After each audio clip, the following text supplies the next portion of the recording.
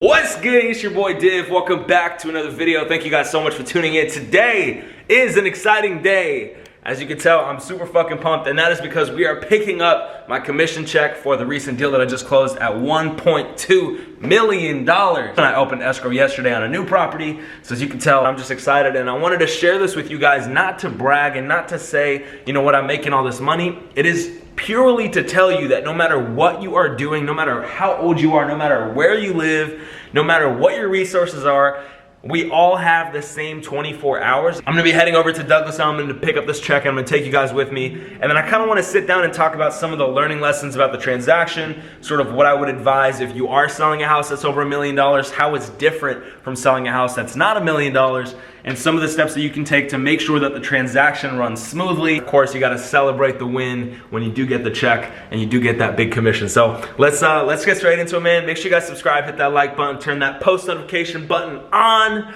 and yeah, let's get into it. I'm here with my boy Efren. What's up, guys? Yeah, we're chilling. We just picked up our commission check because we just closed a $1.2 million escrow in Fullerton, California. Super exciting. Make sure you guys stay tuned for the rest of this video because I'm going to teach you guys sort of some of the lessons that I learned with my escrow, some of the things I could have done differently, and some of the things that I think would have been better to actually make the escrow go a lot smoother.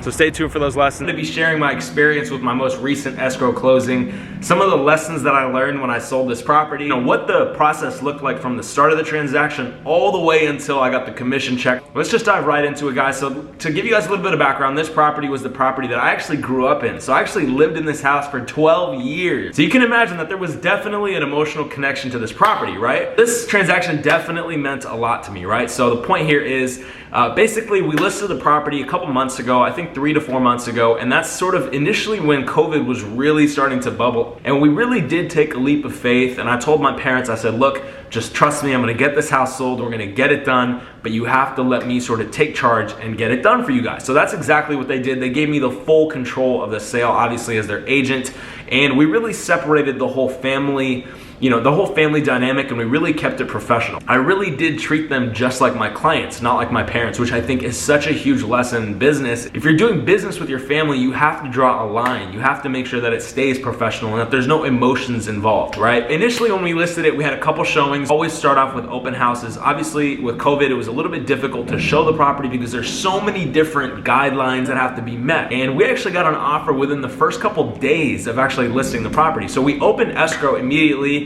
We were super excited. The family did their inspection. They had the appraiser come out. But within about a week or two, they decided that they actually didn't want to move into the property. They wanted to move somewhere else because of some certain things that happened, which I obviously can't talk about. So unfortunately, we had to cancel the escrow and now relist the property back on the market. The issue there, and this happens all the time, but the issue there is that you've lost a lot of interest from people already, and you've taken the property off the market and you've put it back on the market, which can raise red flags to people, and they might ask you, you know, why did the transaction not go through? And you have to just be transparent with them and tell them, look, you know, the buyers just didn't want to pursue it anymore. So that's what happened. So then we listed it back on the market for over 1.2 million, which is the original list price.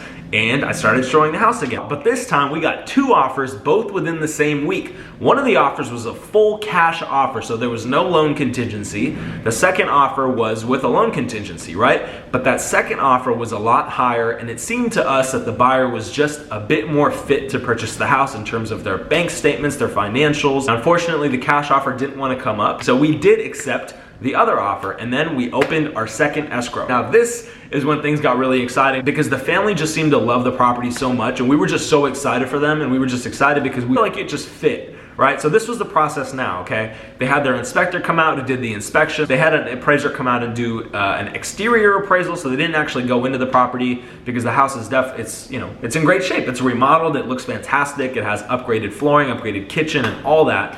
So they just did an exterior appraisal. Everything was going so smoothly, but the issue that came up was, and this happens all the time in real estate, it was the loan, guys. Loans can take a long time. Even if a buyer offers you a 30-day escrow, a lot of times they get delayed by a week, 2 weeks, 3 weeks, a month. just because the lender has so much going on their end, they have so many files to work on, and they may not have the bandwidth internally to handle those files. So since the lender was so busy and since interest rates are so low, a lot of people are buying right now, it actually took the lender a couple weeks longer than they were supposed to close the file. So instead of closing 4 weeks ago, we actually closed the property yesterday. A few key learning lessons, right? The first thing is you have to make sure that you have an open line of communication with everybody in the transaction, not just your clients. So you can't just have a great communication with your sellers. You have to really know what the buyers are looking for. You have to make sure that you and the buyer's agent are really, always connected, always talking, always make sure that the communication is there. Okay, that's the first thing. Make sure that you have great communication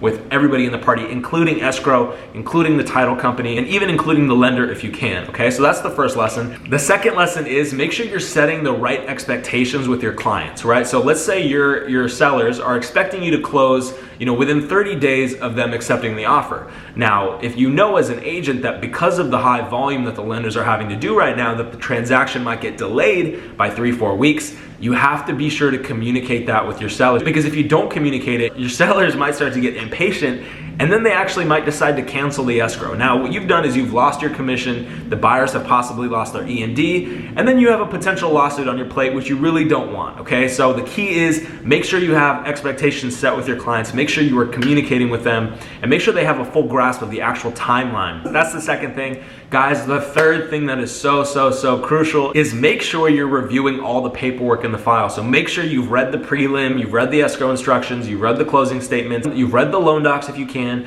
You have to make sure that you have a full grasp of all of the paperwork and the documentation, because a lot of times escrow companies, title companies, NHD, people doing NHD reports, termite reports, a lot of times the reports can come out incorrect or some of the numbers can be wrong, so you have to make sure that you're staying on top of the figures, because you really have to. So as the agent, you have a fiduciary duty to your clients to represent them in the best way possible. And guys, the last learning lesson is just have some fun with the transaction. Real estate is a fun business. You can make a lot of money in this industry as long as you know what you're doing. You know the finance side of the business. You know the paperwork. You have great relationships with everybody in the transaction, including the agents on the other side, including the escrow company, the lenders, the title companies, etc. You really have to just have fun with it, because guys, trust me, this business is so exciting, but you just have to make sure that you know your stuff.